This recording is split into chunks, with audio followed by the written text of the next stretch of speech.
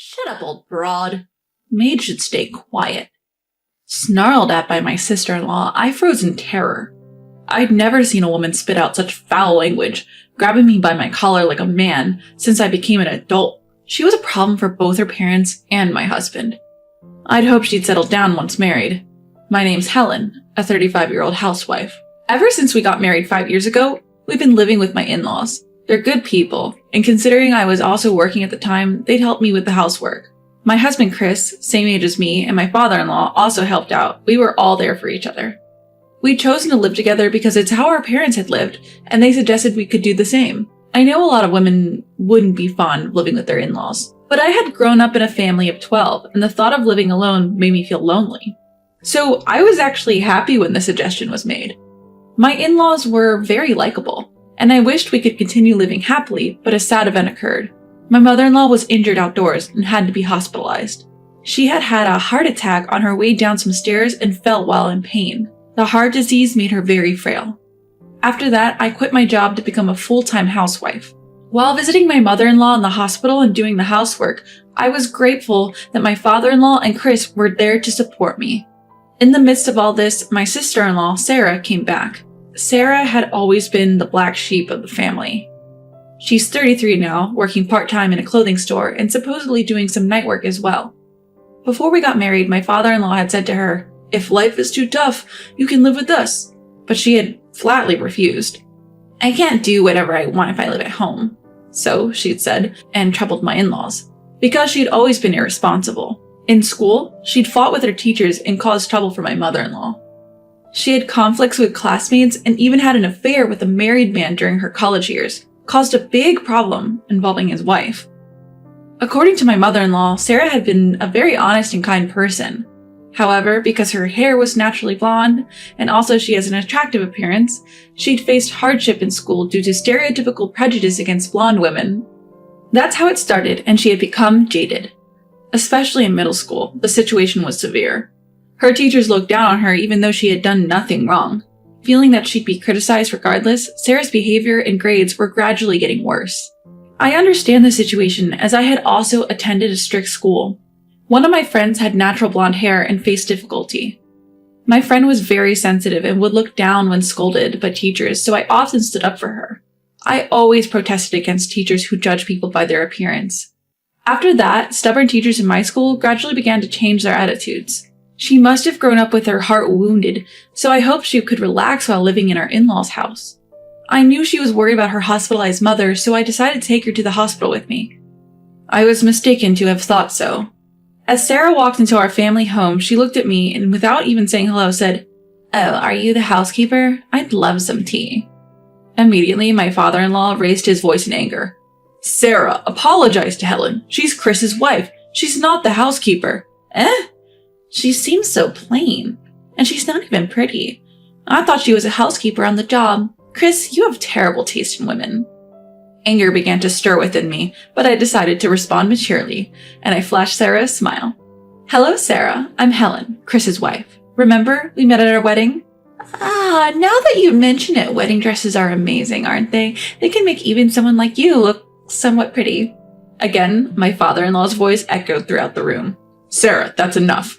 Surprised by his voice, Chris came down from the second floor.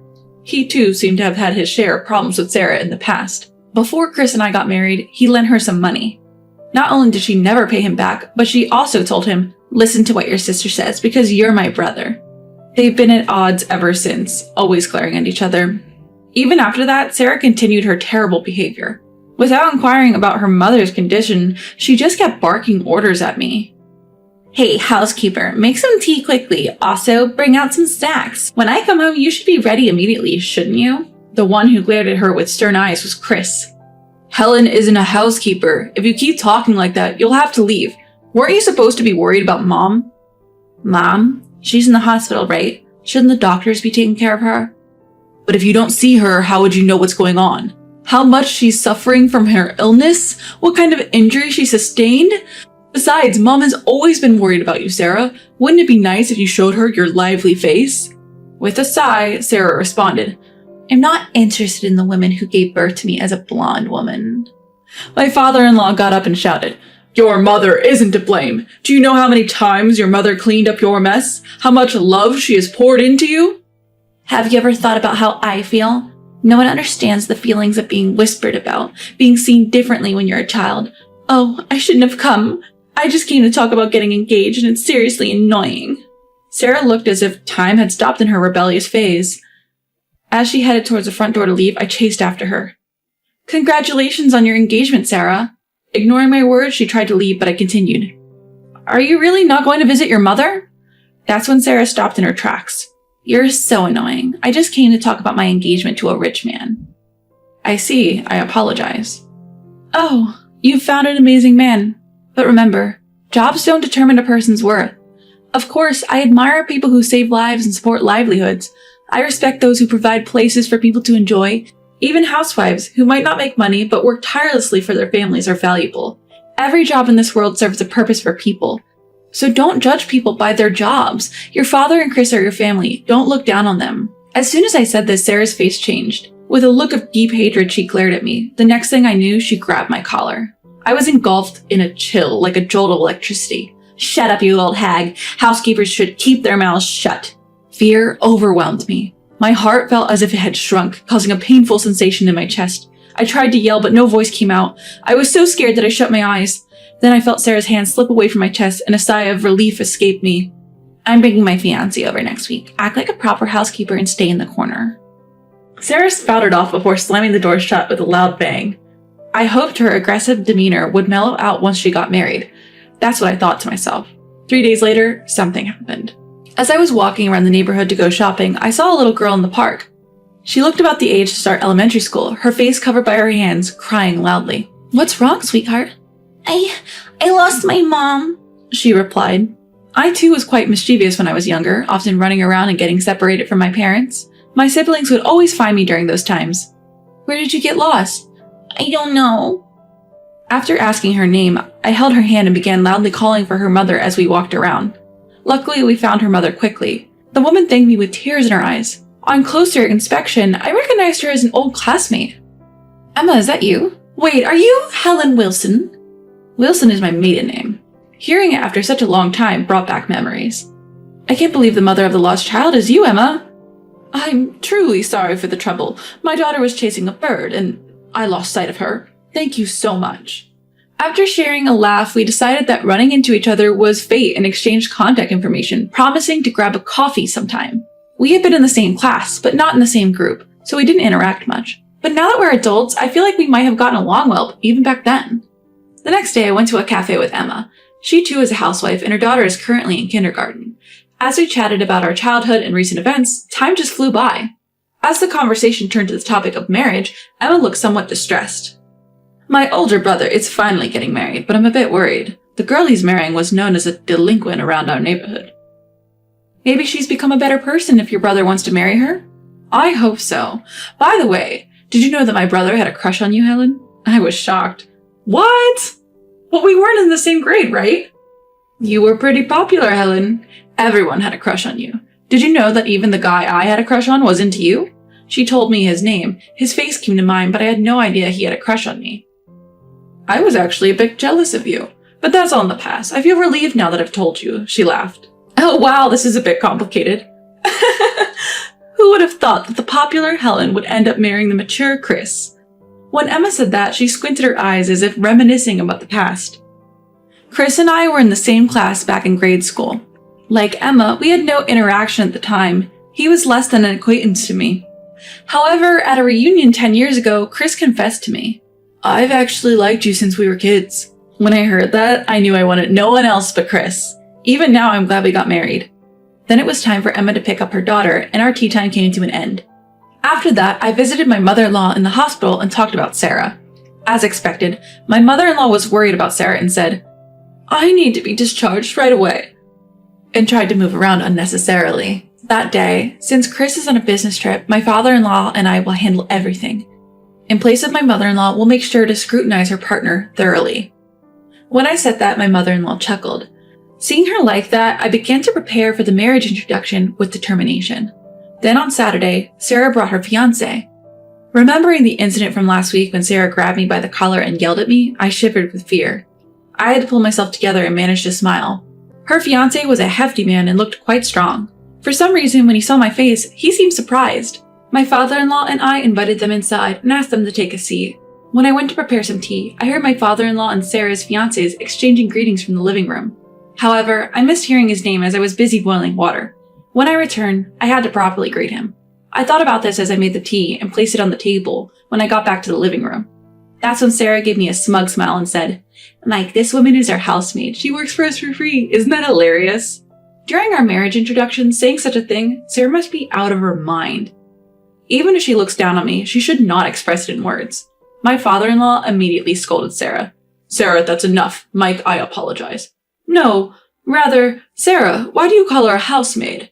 Mike, despite his appearance, spoke gently. However, he was furrowing his brows, staring at Sarah. "Well, that's what she is, right? Who would tie their hair back in a single knot nowadays? Wearing cheap clothes with jeans and an uncool apron?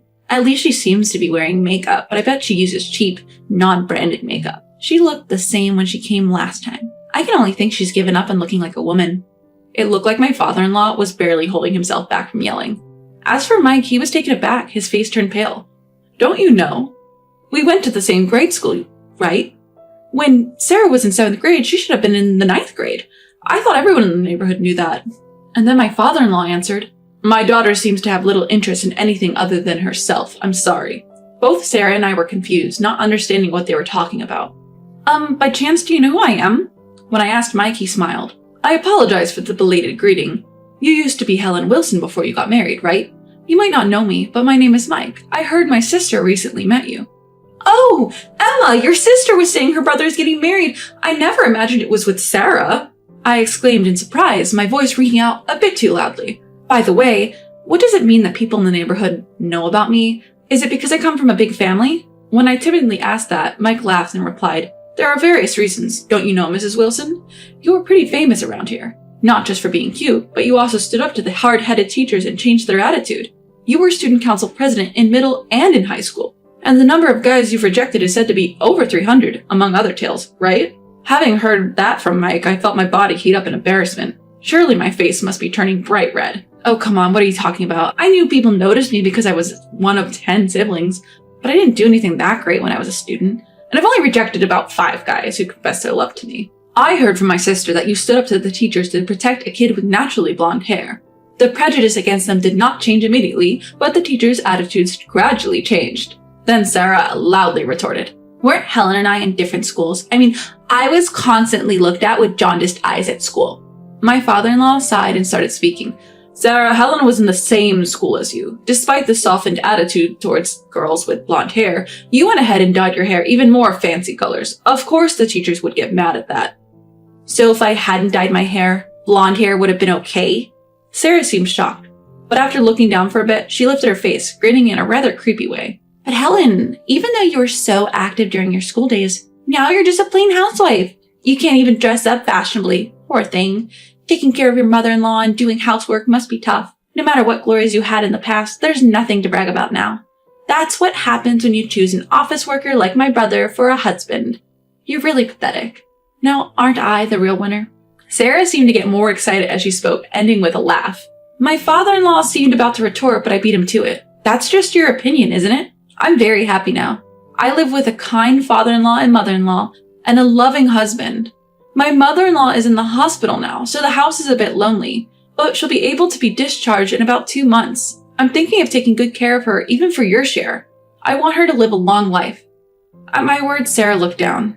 "Besides, I'm not interested in fashion. Dressing up might make my husband happy, but it's not useful for anything else. As long as we have enough money to live, that's good enough. We were poor when I was at my parents' home. I think about the time when 12 of us lived in a small house. Compared to then, now is like heaven." Then Mike straightened up and talked to my father-in-law. "Sir, I'm sorry. I originally came to ask for your daughter's hand in marriage. However, after hearing Sarah's words, I've decided I don't want to marry her. Please forgive my rudeness." My father-in-law responded, "From this exchange, it's clear that not many would want to marry Sarah. I won't say anything even if you call off the engagement." "I'm really sorry." Mike apologized again, then stood up. Sarah, who had been rigid until now, lunged and grabbed onto Mike's leg. "Hold on a minute, you're the one who proposed, aren't you? How can you talk about calling off the marriage so easily? I don't want to live with someone who treats my brother's wife like a maid and mocks her In my home, there's my brother, his wife, and my sister. I can't stand it if my family gets hurt by you. I'll be nice to your family, that's a given. Then Mike sighed. So you switch your attitudes according to people. You look down on those you perceive as below you, and flatter those you see as above you, don't you? I regret not realizing you were such a person sooner, but now that I know, I can't love you anymore. Please let go of my hand if you understand. As Mike said that, Sarah released her grip, fell to her knees, and began to sob uncontrollably. My father-in-law and I left Sarah as she was and saw Mike out. After that, Sarah moved out of the house again. So far, whenever she had financial trouble, she would lean on my father-in-law and he would help her out. But now, given her disrespect towards my mother-in-law and treating me as a maid, he decided he wouldn't lend her money anymore, even if she begged. Apparently, Sarah is now working in a clothing store because she's too old to earn money from night jobs. However, she seems to be struggling as she can't afford to buy designer items with just her salary. No one would want to help someone who is only out for money. After being abandoned by Mike and receiving a cold shoulder from my father-in-law, Sarah went to my mother-in-law. It's appalling how she cried and begged the sick woman for money. My mother-in-law, far from worrying about her illness, was saddened when she saw Sarah crying and playing the victim. Then my mother-in-law decided to cut ties with Sarah, and since then, Sarah has not been seen. After that, my mother-in-law finally got discharged from the hospital. She needs a walking stick, and I support her body. I started to find ways to make house chores easier so that my mother-in-law could live comfortably. Then my in-laws and Chris started to express their gratitude to me. I am the one who should be grateful. You all have been a great help to me. Thank you, I said, and everyone gave warm smiles. Just that makes me feel happy. I have been keeping in touch with Emma and occasionally go out for coffee. And recently, I discovered that I'm pregnant. Everyone in the family was overjoyed, and my parents and siblings came to congratulate me one after another. I'm really happy that everyone is celebrating with me. The birth and child rearing from here on will be tough, but I want to live each day cherishing every moment.